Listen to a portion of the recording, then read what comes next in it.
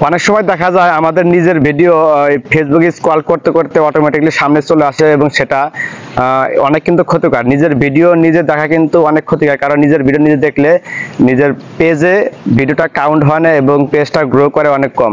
তো আজকে আমি খুব শর্ট টাইমে দেখাবো কিভাবে নিজের ভিডিও নিজের সামনে অটো প্লেটা কিভাবে বন্ধ করা যায় সেটা দেখাবো, এবং আপনি ক্লিক করা আগ পর্যন্ত আপনার ভিডিও প্লে হবে না। তো প্রথমে আপনাকে ফেসবুকে অফিসিয়াল যে অ্যাপস আছে সেই অ্যাপসে প্রবেশ করলাম। প্রবেশ করার পরে আমি আমার প্রোফাইলে 3 ডট আইকনে ক্লিক করলাম। ক্লিক করার পর একটু নিচে দেখেন লেখা আছে সেটিংস অ্যান্ড প্রাইভেসি। এই সেটিংস অ্যান্ড প্রাইভেসিতে ক্লিক করলাম। ক্লিক করার পর সেটিংস অ্যান্ড প্রাইভেসির নিচে দেখবেন আরেকটা লেখা আছে সেটিংস। তো এখানে ক্লিক করলাম। তো একটু লোড নিচ্ছে। ক্লিক করার পর একটু নিচে এই মাঝখানে লেখা আছে media, news feed, notification, navigation bar, language and region, এবং তার নিচে লেখা আছে মিডিয়া। দেখুন মিডিয়াতে ক্লিক করলাম। ক্লিক করার পর দেখবেন যে এখানে কয়েকটা অপশন আছে, ভিডিও কোয়ালিটি, অপটিমাইজেড, ডাটা সেভার, তার নিচে লেখা আছে অটো প্লে। অটো প্লে নিচে লেখা আছে one mobile data and wifi.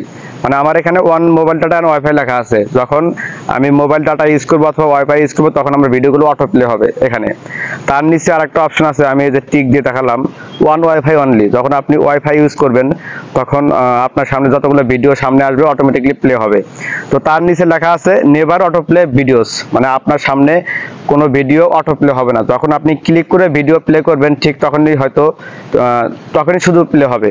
তো আমি এখানে নেভার অটো প্লে ভিডিওস দিলাম। আপনারাও এখানে এসে never auto play video tick mark করবেন।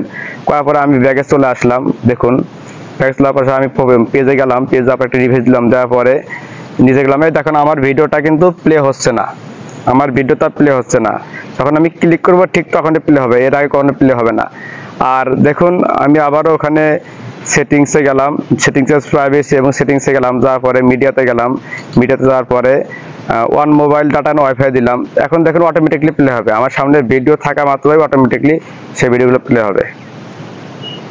এই দেখুন এখন আমার সামনে আসা মাত্রই ভিডিওগুলো প্লে হচ্ছে।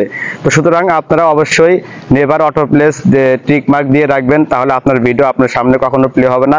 এটা আপনার পেজের জন্য অনেক ভালো হবে। তো সকলকে ধন্যবাদ ভিডিওটি দেখার জন্য।